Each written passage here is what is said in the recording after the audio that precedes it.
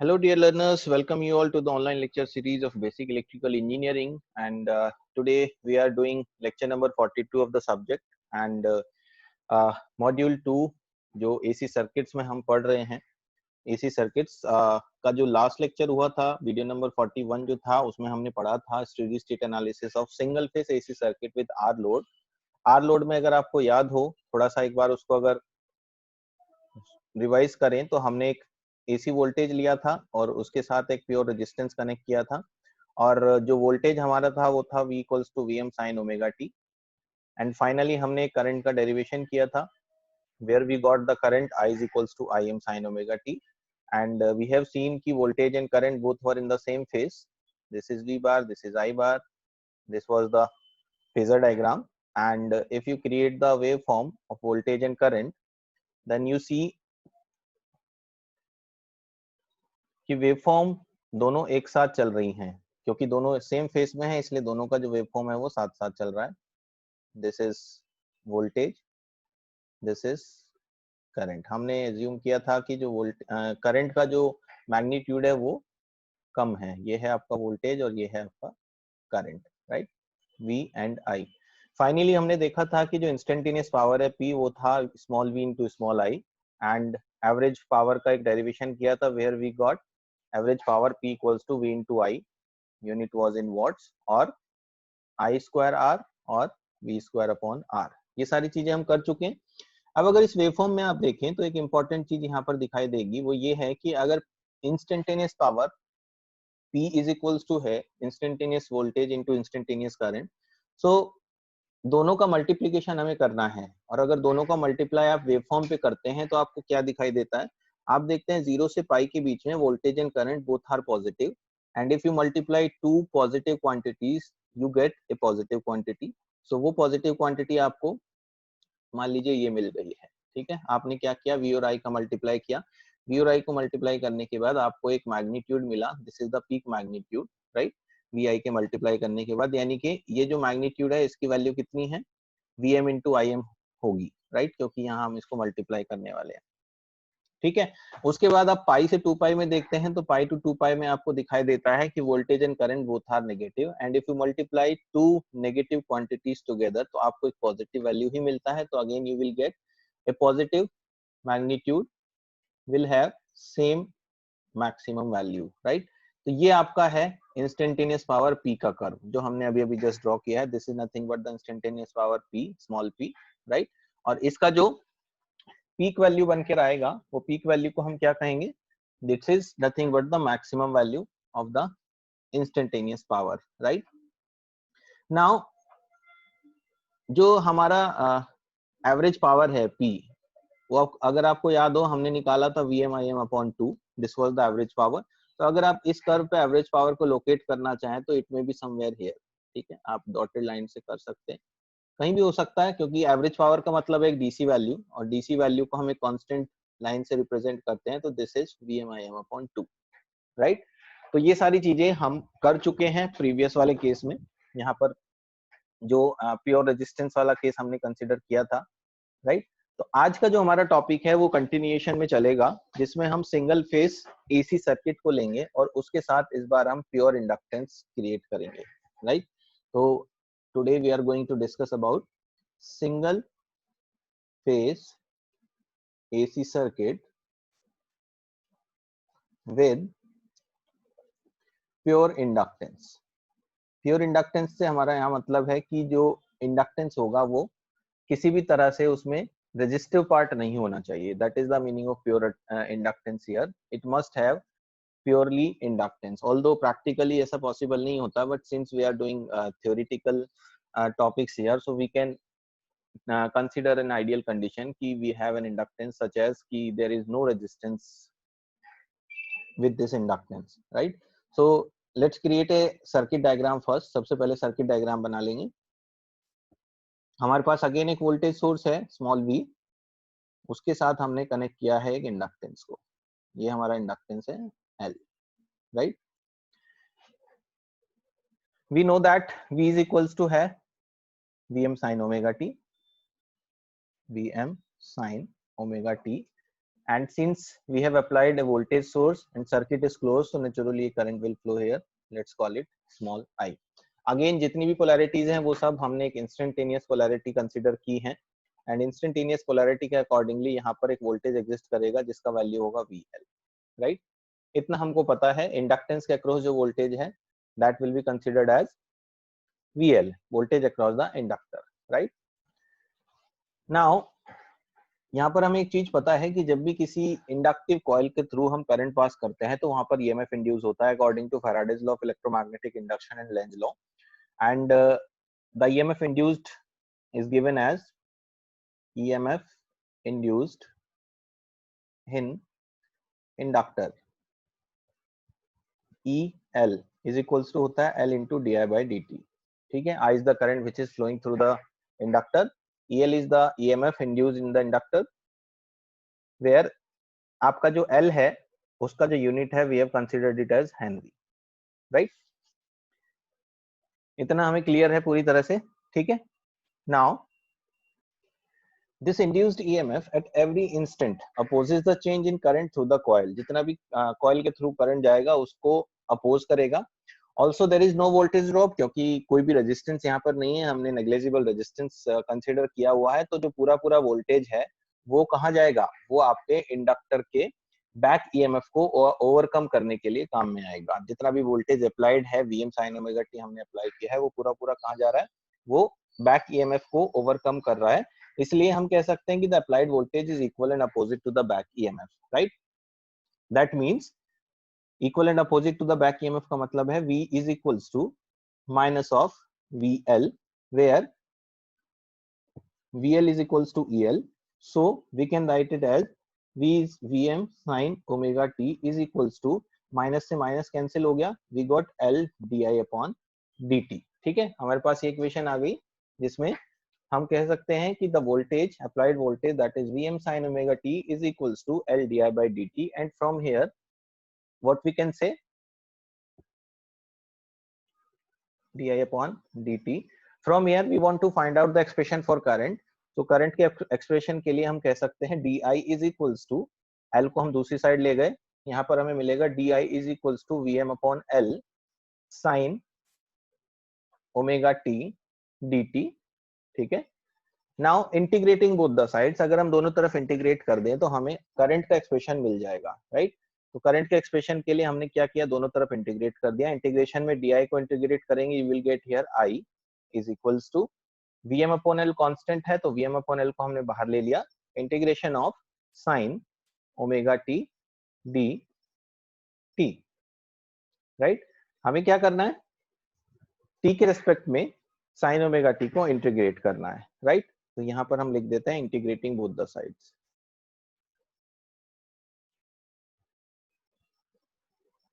ठीक है? Integrating both the sides you got I equals to Vm upon L integration of sin omega t dt. यहाँ से आपको मिलेगा Vm upon L sin omega t का integration होता है minus cos omega t, and चूंकि we are integrating with respect to t तो you will get minus of cos omega t upon omega, right? That means you got Vm upon omega L minus cos omega t. Now we are more interested to get this current expression in terms of sin. यहाँ पर हमारे पास cos है, cos को हमें sin में convert करना है, तो माइनस cos को sin में कैसे कन्वर्ट करेंगे? हमने एक बार फॉर्मूलेज लिखे थे cos को sin में कन्वर्ट करने के लिए, तो उनको यूज करते हुए हम लिखेंगे Vm upon omega L minus cos omega t को sin में कन्वर्ट करने के लिए माइनस पाई बाई 2 से करना पड़ेगा हमें, तो it will become omega t minus pi by 2, ठीक है? ये आपका टोटल करंट का एक्सप्रेशन हो जाएगा, राइट? तो इन this case what you see here कि अगर आपको मैक्सिमम करंट की वैल्यू फाइंड आउट करनी है तो उस केस में आपके पास होना चाहिए sin omega t minus pi by 2 is equals to 1. In this case only you will get I is equals to IM, ठीक है? आपको जो I का वैल्यू होगा वो IM मिलेगा. सो आप लिख सकते हैं here maximum current IM is equals to Vm upon omega L, और I is equals to IM sin omega t minus of pi by 2, ठीक है? ये आपको करंट का एक्सप्रेशन मिल गया.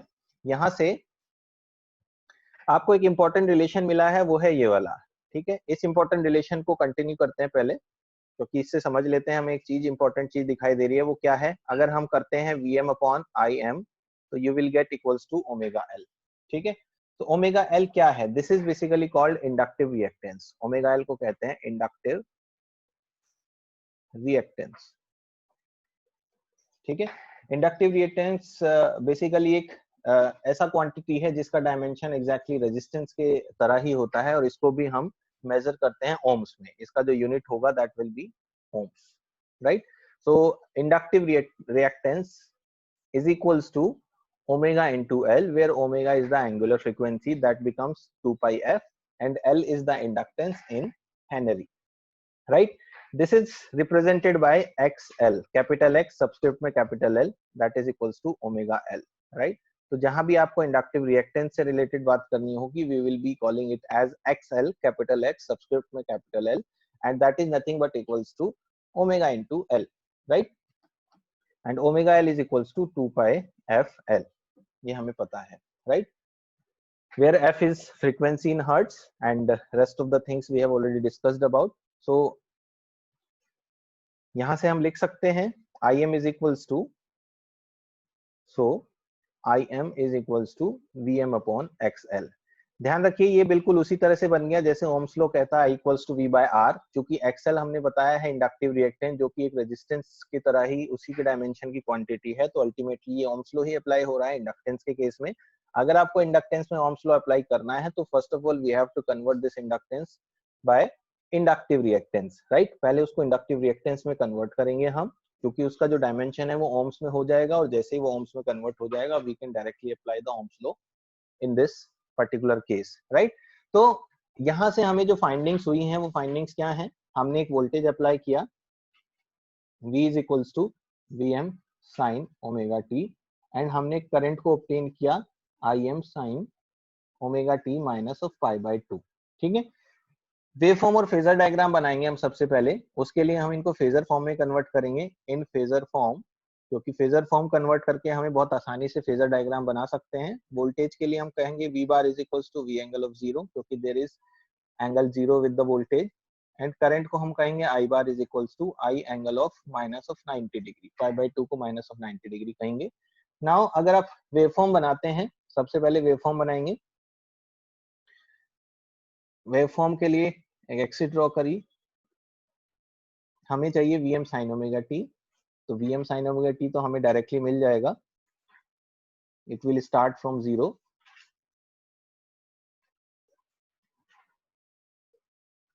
ठीक है? ये हो गया हमारा voltage 0 pi 2 pi, and this is plus of Vm voltage.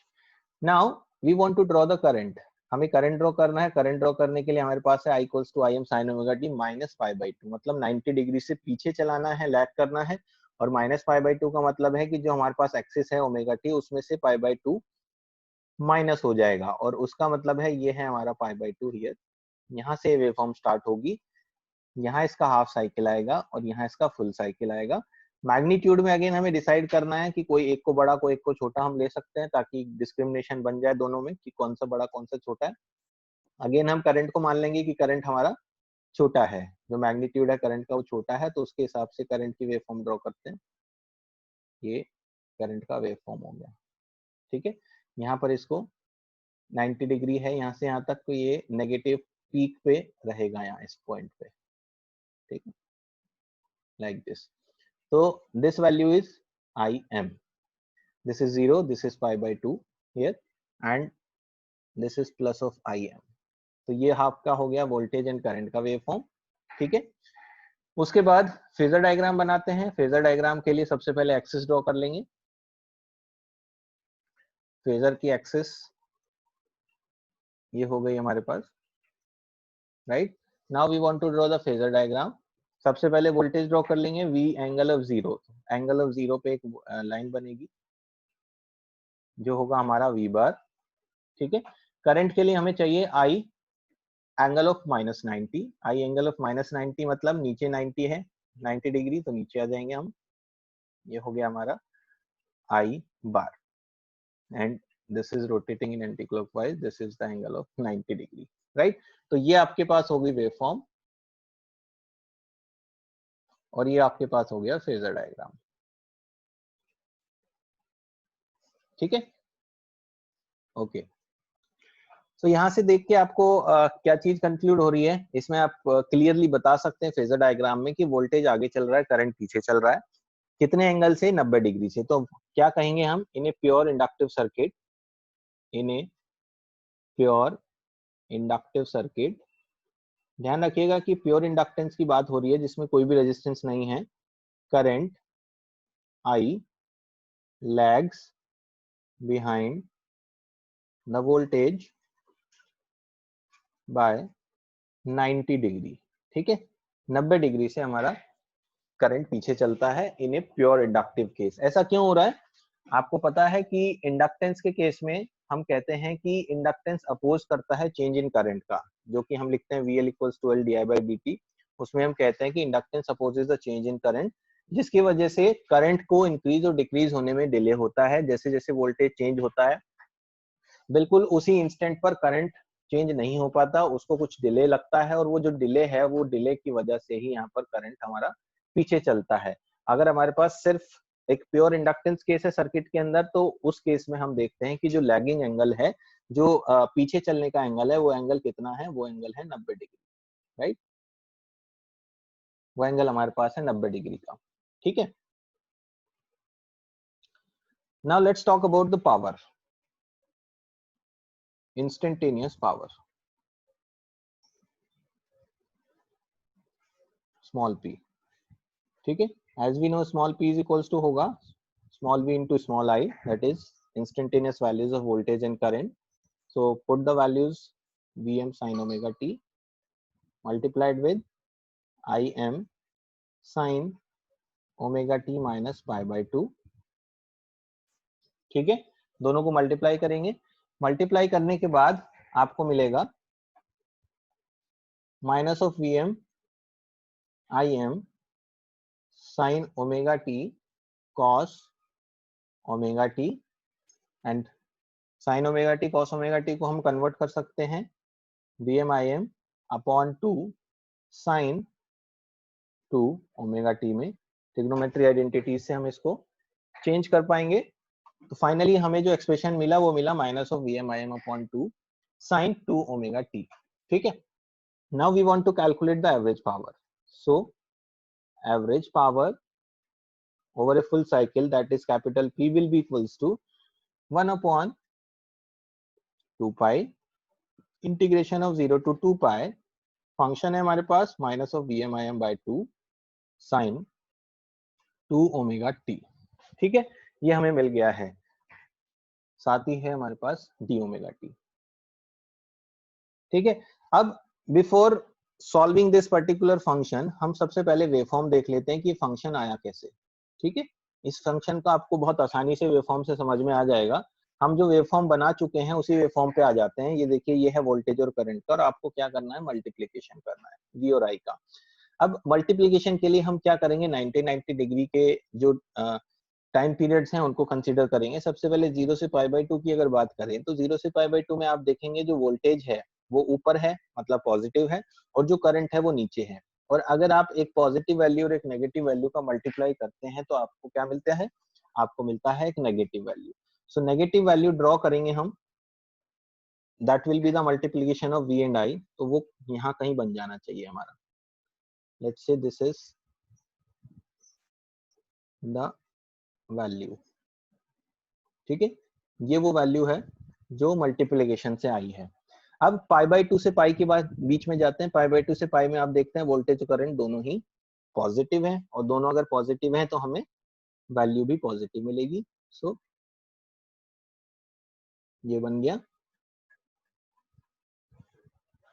उसके बाद पाई से 3 पाई बाई 2 में आते हैं। पाई से 3 पाई 2 में आप देखते हैं करंट पॉजिटिव है, but this time voltage is negative. So again you will get A negative value here. ये आपका हो गया। देन फ्रॉम 3 पाई बाई 2 से 2 पाई you get both negative, और both negative का मतलब है you will get a positive value. So you got this, and similarly इस तरह का वेव फॉर्म आपको मिलता जाएगा। अब आपको क्या दिखाई दे रहा है इस वेव फॉर्म में, आप ध्यान से देखिए, जो वोल्टेज का फुल साइकिल था वो 0 से 2 पाई में कवर हो गया था एक साइकिल। साथ ही साथ पावर का जो साइकिल है, आप देखेंगे जितने समय में वोल्टेज ने एक साइकिल पूरा किया, सेम उतने ही समय में पावर ने 2 साइकिल पूरी कर लिए। ये है आपका पावर पी।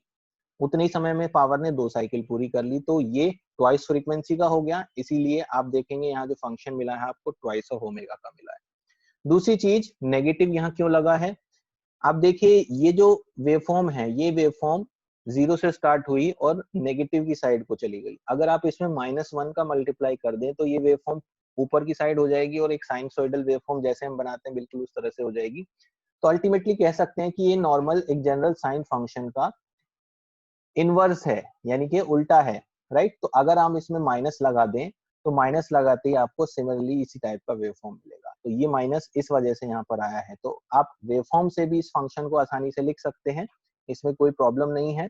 और जो मैग्नीट्यूड है, मैग्नीट्यूड इज इक्वल्स टू है आपका VMIM/2, ठीक है, जो कि आपको मल्टीप्लाई करने के बाद मिला है। अब एक जनरल सी चीज यहाँ पर देख के सामने आ रही है, चूंकि ये जो पॉजिटिव और नेगेटिव हाफ है ये एग्जैक्टली 90-90 डिग्री के लिए हैं, और अगर दोनों 90-90 डिग्री के लिए हैं तो दोनों का जो पीक वैल्यू है वो सेम होगा, यानी कि पॉजिटिव और नेगेटिव हाफ एग्जैक्टली सिमिलर होगा। और अगर एक साइनसोइडल सिमेट्रिकल वेवफॉर्म का आप फुल साइकिल पे एवरेज वैल्यू निकालते हैं तो वो कितना होता है, 0 होता है। That is why if we calculate the average value of this function, that will always give you 0 value। यहाँ पर कुछ सोचने की जरूरत ही नहीं है, हमें अच्छे से पता है, हमारे कॉन्सेप्ट्स यही कहते हैं जो हम करके आए हैं, कि अगर कोई भी सिमेट्रिकल साइन फंक्शन का आप एवरेज वैल्यू फुल साइकिल पे कैलकुलेट करेंगे तो आपको 0 ही मिलेगा। और 0 होने का मतलब है कि there is no power consumption, there is no power consumption by a pure inductance. इसका मतलब है कि इंडक्टेंस कभी भी पावर को कंज्यूम नहीं करता है, एनर्जी डिसिपेट नहीं करता है, राइट। हमारा जो इंडक्टेंस है वो सिर्फ एनर्जी को स्टोरेज का काम करता है, वो कहीं भी किसी भी तरह से पावर को कंज्यूम नहीं करेगा, राइट। तो ये चीज हमें यहाँ से क्लियर हो जाती है। इस चीज को हम वेवफॉर्म से भी समझने की कोशिश करते हैं कि आप जब इस वेवफॉर्म को देखते हैं तो π/2 से अगर स्टार्ट करें तो π/2 से आप देखते हैं current will start rising from air, और करंट को राइज होने के लिए आपको कुछ ना कुछ पावर की जरूरत पड़ती है, जो कि आपका जो इंडक्टेंस है, जो कॉइल है, जो एनर्जी स्टोर कर रही है, कितना एनर्जी स्टोर कर रही है, W = 1/2 Li², ठीक है। ये एनर्जी स्टोर करने के लिए उसको करंट की जरूरत पड़ेगी, और करंट कहां से आएगा, सप्लाई से आएगा। दैट मीन्स इस क्वार्टर साइकिल में जो कि π/2 से पाई के बीच में है, उस ड्यूरेशन में करंट ड्रॉ हुआ, पावर ड्रॉ हुई सप्लाई से, और इंडक्टर ने अपना एनर्जी स्टोर किया, राइट। उसके बाद अगर पाई से 3π/2 के बीच में चले तो पाई से 3π/2 में आप देखेंगे करंट इज नेगेटिव, और करंट नेगेटिव का मतलब है कि जो store energy during this quarter cycle हुई थी π/2 से पाई के बीच में, वो एनर्जी पाई से 3π/2 के बीच में रिलीज हो रही है। यानी कि आपका इंडक्टर एक तरह से जनरेटर का काम कर रहा है, वो करंट लेने की बजाय करंट को रिटर्न कर रहा है सप्लाई को। तो इस इफेक्ट की वजह से जब हम पूरे नेट साइकिल का देखते हैं तो जितना एनर्जी यहाँ से यहाँ के बीच में कंज्यूम हुआ, उतना ही एनर्जी पाई से 3π/2 के बीच में रिलीज हो गया।